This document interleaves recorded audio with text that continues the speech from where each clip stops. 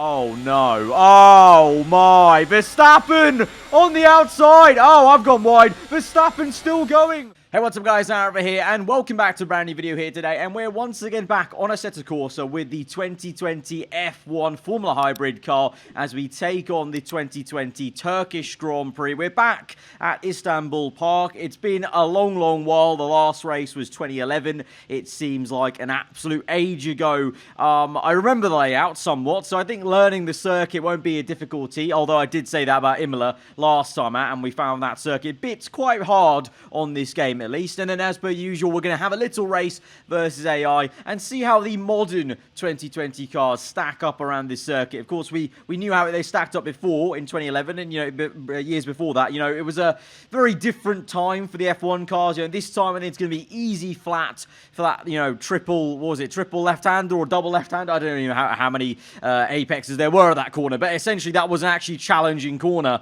back when we used to come here. But now I feel like come Friday, even when the track's very, very green and dusty and doesn't have too much marbling or rubbering in, the driver is going to be able to just take that flat pretty easily. But you never know, you never know. And we're going to see how the racing is, because although I feel like a lot of people are going to look back at this circuit with rose-tinted glasses and are going to be very nostalgic about coming here, and they're going to, say it deserves to be on the calendar. It's a very, very sick circuit, which it is. It's a very sick circuit to drive.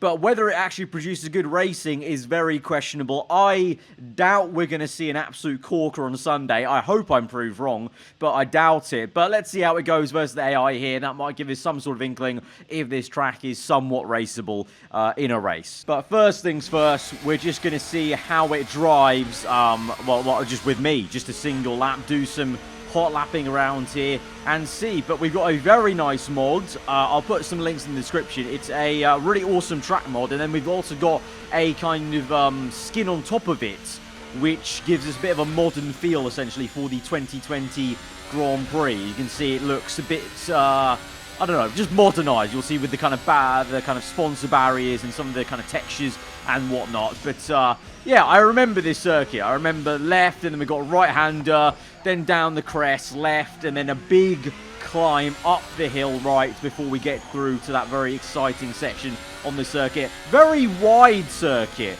so that might invite overtaking, some lunges. But at the same time, it is a very high-speed circuit, and one of those circuits where you're on the limit. These cars are going to be like, flat through all this. And it's so high speed that it's going to be difficult to really make an overtake.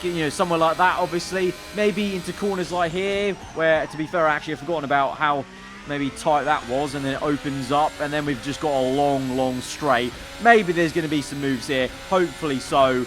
But obviously, that will depend on how DRS works around here, how long it is, how long the activation point is, and then also where the detection point is as well, I guess, in terms of where it is. And then we come through to what was, I remember on the F1 2010 game, these two corners were always, or three rather, were so difficult. So difficult to manage, because you wanted to keep tight on the apex, but open up the next right, and then open up the left into the last corner. Very, very challenging. Turn one, very exciting on lap one of the race, I'm sure. And obviously that was the scene where we saw Jenson Button and Lewis Hamilton get rather close in their race in 2010 when I can't remember what was the scenario. I think it was Hamilton was asked to save fuel, wasn't it, or save tyres, and Jenson, well, he was told Jenson was going to do the same, but then JB, I think, had a bit more fuel in the tank or had some more tyres, and so just went and attacked him basically, and kind of disobeyed kind of what the understanding of the team orders were going to be for that race. So it was quite a spicy one. And then 2011, I honestly don't remember what happened in 2011. That's why I'm concerned that it's just going to be another race where we look back at it with rose-tinted glasses, because I don't think the 2011 race was anything to shout about, really. I think the most memorable thing I remember from 2011 Turkey was Vettel binning it in the barrier in practice because it was raining, and that was pretty much it. It's one of the circuits where I'd rather have this on the calendar than Russia, for sure. More just so because then in the F1 game you get to drive it rather than Sochi, which is a pain in the arse to drive. But as a spectacle, as an actual race provider, it's maybe not the craziest one. Oh! Okay, that bit me a little bit. That was a little bit yeah, wide on the curb. Go for a little hot one. Let's see how we do. Turn 1, break about there. A little bit earlier turning, kind of turning earlier than you think you need to. And kind of just keep in the middle here because you want to go right and open up the left when it comes. It's a bit blind, very blind actually. A little bit of drifting action as the rear end gets loosey-goosey. Again, drop down the hill. Easy does it. Roll the car through. Open up the corner. Plant the power. A little bit wide. Oh, okay, a little bit too wide. Jeez, okay. That serves me right for trying to do some sort of professional hot lap guide around this circuit. But let's continue on and pretend that didn't happen. Up the hill. Get power down. And then we just wait. And then strap yourselves in. But it's a very easy flat, to be honest.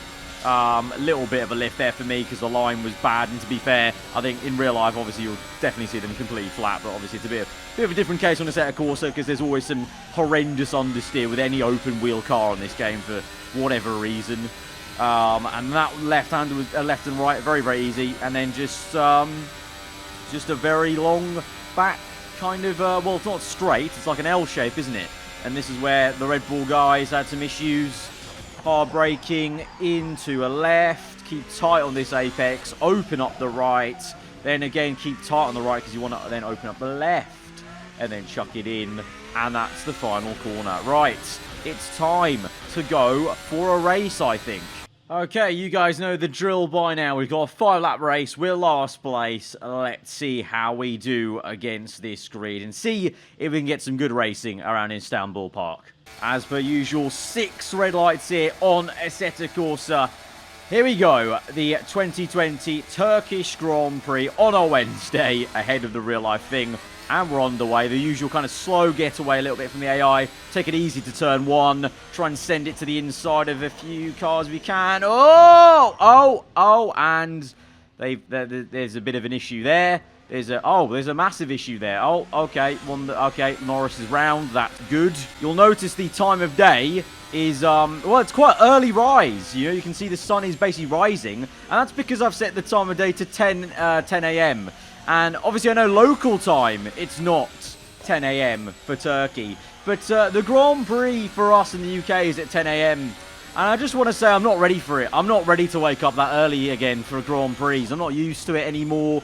I don't have the stamina for it anymore. You know, I'm getting older. It's also next year, especially when, you know, when COVID's kind of gone and we're all back to normal, hopefully. I don't have the strength to wake up on a Sunday anymore, having gone out on a Saturday night. It's just not, it's not the one, to be honest.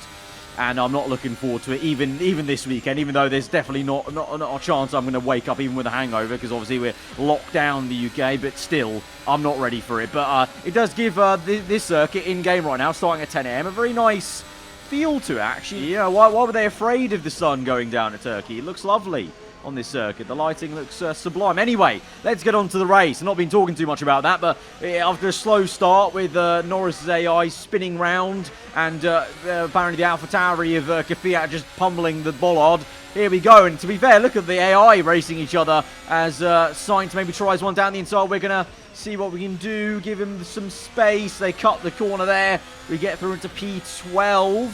And then we've got a side-by-side for Vettel v Verstappen there. Will he hold it through? Where am I going to go? I don't know. We're just going to be a bit patient. Patient.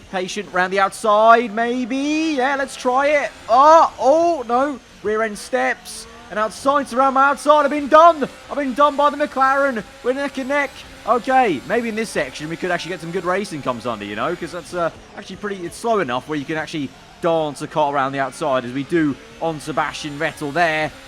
And we're up into P9 and oh no. Oh my, Verstappen on the outside. Oh, I've gone wide. Verstappen's still going. I'm still, oh no, my lord. Okay, absolute scenes there. Didn't think the AI had him in him to go around the outside. So we now check the Williams car. What are you doing, Latifi? We've got the old Williams car, obviously. Well, the better-looking Williams car, in my opinion. I think the current one looks a lot worse. But we're up into P6. And then we've got a bit of a time gap here. Let's see if we can maybe catch up to, well, that fake driver, Dean. And then we've got Leclerc And Raikkonen flying high yet again in a race. We had him flying high at the Imola race we did last 2 weeks ago. And he's flying high again. Going to go up to hot lap mode on the MGUK. I was actually only on balanced high, I think.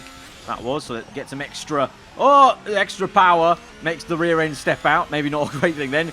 But yeah, I was about to say, let's get a move on here and try and catch up to at least this next car.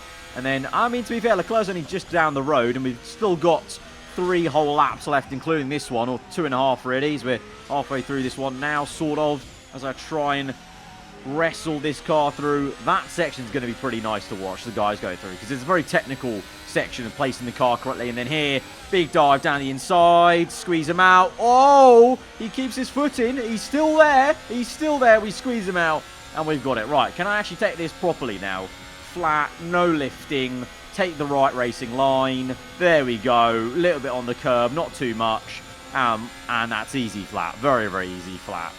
And then big brake zone here. A little bit of understeer, you can see, and that's fine. It's a very wide part of the circuit, and we close up to the Ferrari man.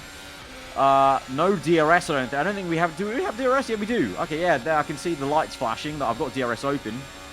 Oh, whoops. I didn't mean to change that. I didn't mean to change that. My bad, my bad. Right, we're on, what are we on? Motor? Yeah.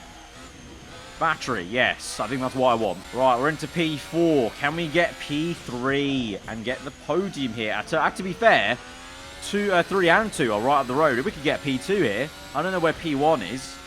This could be quite close, actually, you know. This could be right at the end, last lap stuff. Or not, because I've just seen where P1 is. Can you see him? Did you see him on the mini-map? He's absolutely ages away.